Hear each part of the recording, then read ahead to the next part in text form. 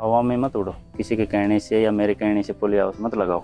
लगभग 90% किसान सब पोली हाउस वाले खीरे में लगे हुए हैं। एक तो काली मिट्टी में सबसे ज्यादा रिसेल हुए हैं पोली हाउस। किसान भाइयों नमस्कार। कई किसान भाइयों ने पोली हाउस पहले तो लगा लिया, लेकिन आज के टाइम पर आप देखोगे तो वो किसान भाई अपने पोली हाउस को रीसेल कर रहे हैं, उसको बेच रहे हैं।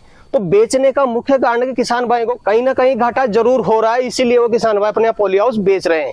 लेकिन दूसरा पॉइंट ये देखने को मिलता है कि भाई साहब किसान भाई लाइन में लग करके पोली हाउस की फाइलें लगा रहे हैं, नंबर नहीं लग रहा। उसके बाद किसान भाई क्या करते हैं कि अपने पैसों से खरीद करके अपने खेतों में पोली हाउस लगा रहे हैं। आपको पोली हाउस लगाने से पहले कौन कौन सी चीजों की जानकारी होनी चाहिए, अन्यथा आपको घाटा भी हो सकता है। तो आज के वीडियो में काफी शानदार जानकारी आपको मिलने वाली है। वीडियो को कंप्लीट देखें, वीडियो पसंद आए तो लाइक शेयर करें, और जिन किसान भाइयों ने अभी तक हमारे चैनल को सब्सक्राइब नहीं किया, चैनल को सब्सक्राइब कर लें। तो आइए किसान भाइयों, आज का वीडियो शुरू करते हैं। सर जी नमस्कार। नमस्कार जी नमस्कार। एक बार परिचय बता दें आप। प्रहलाद मीना है, तहसील लालसोट, जिला दौसा जी। प्रहलाद जी, यहाँ पे आपके पोली हाउस में देख पा रहा हूँ क्रॉप भी आपकी लगी हुई है खीरे की। कितने साल से पोली हाउस फार्मिंग कर रहे हैं आप? मैं 2021 से 2025 तक का करीब 4 साल का सफर। हाँ 5 साल हो गए। 5 साल हो गए लगभग। कभी 5 साल में आपको घाटा भी लगा पोली हाउस में? नहीं, आज तक नहीं लगा। नहीं लगा? नहीं। कई किसान भाई के मेरे पास कमेंट भी आते हैं, कॉल भी आते हैं, मैसेज भी किसान भाई करते हैं कि सर जी हमने पोली हाउस लगाया लेकिन सिर्फ और सिर्फ घाटा हो रहा है।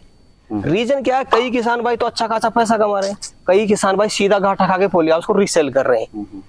क्या वास्तव में कहीं घाटे का सौदा भी आपको लगता है पोली हाउस में? काफी चीजें हैं जो अगर कमी छोड़ेंगे ना तो इसमें घाटा होगा, 100% होगा। मैं देख रहा हूँ मेरे जो काफी संपर्क में किसान है, कई किसान घाटे में हैं। वो एक तो देखो मुख्य घाटा तो इसका ये हो गया कि उनके पानी बोरवेल का है, उसका पीएच ज्यादा है। फ्लोराइड वाला पानी तो पोली हाउस में बिल्कुल नहीं चलने वाला। दूसरा, सोलराइजेशन नहीं करते। 4-5 फसल हो गई और बिल्कुल सोलराइजेशन नहीं कर रहे, उससे फंगस पैदा हो रही है, वायरस आ रहा है, निमाटोड आ रहा है। तो सोलराइजेशन बगैर तो खीरे पोली हाउस में करना मेरे हिसाब से तो असंभव ही मान सकते हैं। हाँ असंभव ही मान लो। हम खुद भी इसमें 12 महीने में एक बार, मई से लेके जुलाई तक, जून जुलाई तक 1.5 महीने का सोलराइजेशन कर लो, फिर 2 फसल ले लो, कोई दिक्कत नहीं आएगी। ठीक है। और गोबर है, सोलराइजेशन से पहले कई किसान क्या किया, हर फसल में गोबर डाल रहे हैं ट्रॉली भर भर के, उससे फायदा ना। गोबर के साथ भी तो निमाटोड आ रहा है, उसके साथ भी तो फंगस आ रही है खेतों में। तो मैं तो एक बार डालता हूँ पूरे 12 महीने में। सोलराइजेशन से पहले जितना डालना है वो डाल लो, उसके बाद में 2 फसल लेता हूँ, फिर वापस सोलराइजेशन। तो मेरे तो ना तो निमाटोड आती है, ना फंगस की इतनी दिक्कत, ना वायरस की। पूरे पोली हाउस में एक भी पौधा वायरस का नहीं है जी। 100% जर्मिनेस हुआ, एक पौधा नहीं गया डंपिंग से। ये सोलराइजेशन है। प्रॉपर मैनेजमेंट, बेसल डोज भी भर भर के डालते हैं, बगैर जानकारी के कुछ भी डाल रहे हैं। जहाँ पे पोटाश की 40 किलो की जरूरत है ना, वहाँ 2-2 कट्टे डाल रहे हैं, 100-100 किलो डाल रहे हैं। वैसे डालने से कुछ नहीं होगा, जो पौधा मांग रहा है ना वो डालो, प्रॉपर तरीके से मैनेज करो, कहीं नुकसान नहीं होने वाला। आप जो बात कर रहे हैं डंपिंग की, मान लो सोलराइजेशन की, जो ये बात सारे नुकसान के हैं, नुकसान के पॉइंट है। लेकिन सर ये पॉइंट है जिन्होंने पोली हाउस सबसे पहले लगा लिया, जो मेरे नए किसान भाई इस फील्ड में आना चाहते हैं, देखो जी वो भी कई चुनौतियों का सामना उनको आगे जाके करना पड़ेगा। सबसे पहले तो जैसे कोई किसान भाई इस फील्ड में आना चाहता है, जमीन का चुनाव कैसे करें, क्योंकि जमीन सबसे इम्पोर्टेंट है। देखो कई बार रेतीली जमीन को भी गलत बता रहे हैं, कैसे निमाटोड आ रही है। भाई सोलराइजेशन कर लेने एक बार। मैं तो ये कहता हूँ सोलराइजेशन करो।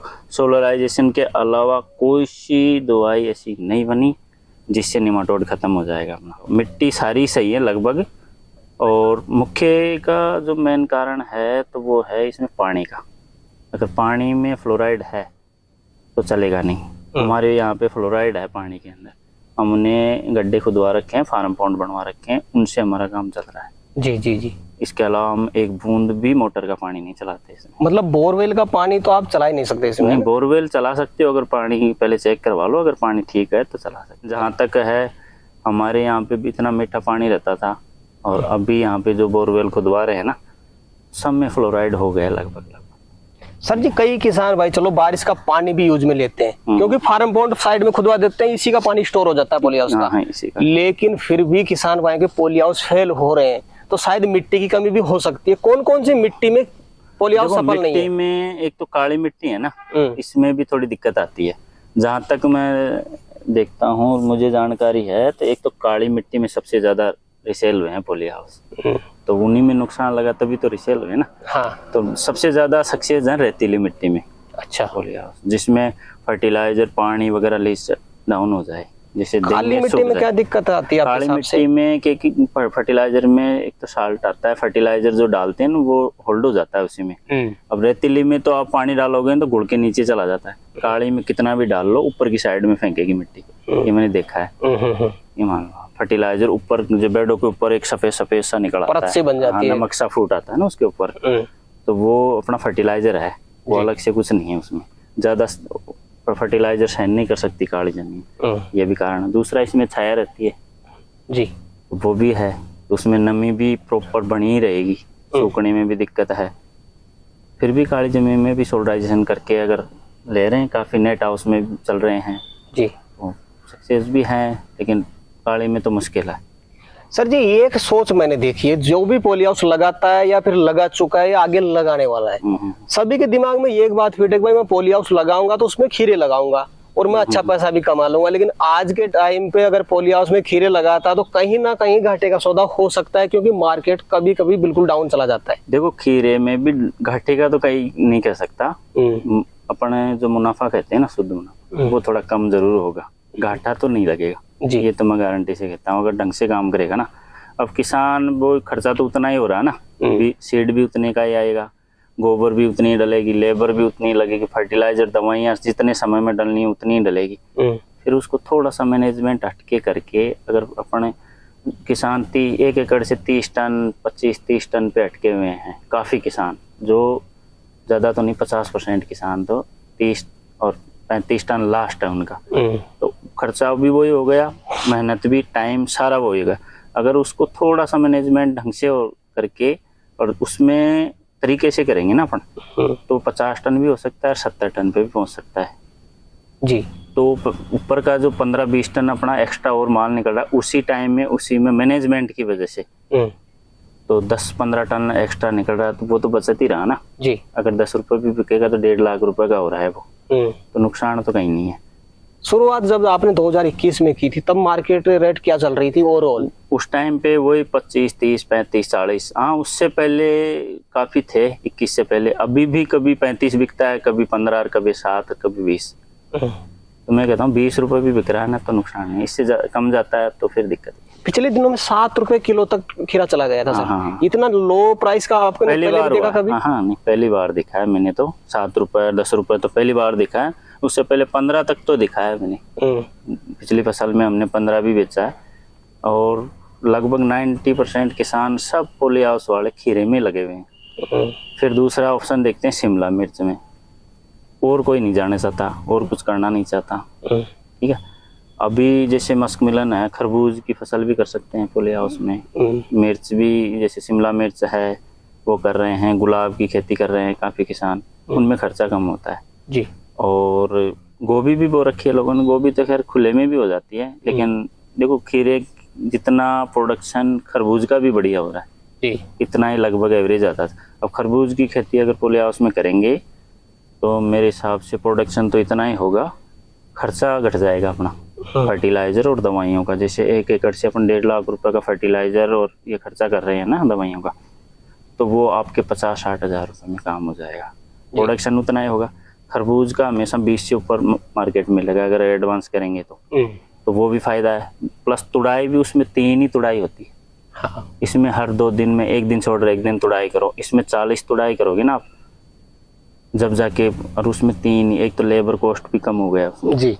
बस ये है। तो और भी फसलें लगानी चाहिए मेरे हिसाब से। जैसे मान लो अपन बात कर रहे हैं खरबूज की, वो तो ओपन फील्ड में हो जाता है, इतना खर्चा करने की क्या आवश्यकता है फिर? नहीं, ओपन फील्ड वाले में दिक्कत आती है बहुत सारी, एकदम फ्रेश और क्वालिटी का तो इसमें नहीं। ओपन में तो खीरा भी तो हो रहा है जी, खीरा चाइनीज भी ओपन में हो रहा है, इतना प्रोडक्शन नहीं ले पा रहे, बीमारियां एकदम इसी की तरह रखना पड़ता है पौधे को एकदम खड़ा। अच्छा। ओपन में तो फैला के रखते हैं ना अपन खरबूज को जी, तो जमीन के टच होगा तो फंगस भी आएगी और काफी बीमारियां आएगी। इसमें एकदम फ्रेश निकलेगा, उसका मार्केट भी शानदार रहेगा जी। ओपन में खीरा भी हो रहा है ना, ओपन में।